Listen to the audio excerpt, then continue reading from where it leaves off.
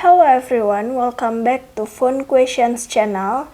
In this video, I want to show you how to display battery percentage on your Xiaomi Redmi Note 14 and Xiaomi Redmi Note 14 Pro. Okay, let's get right into the tutorial. Don't forget to click like in this video and click subscribe in this channel. Thank you.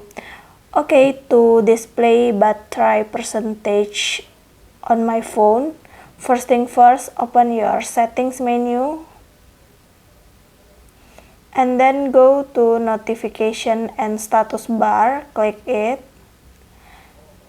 Okay, next you click battery indicator, click it, and you choose these options, this or that. I choose this one. And yep, successfully you can see my battery percentage.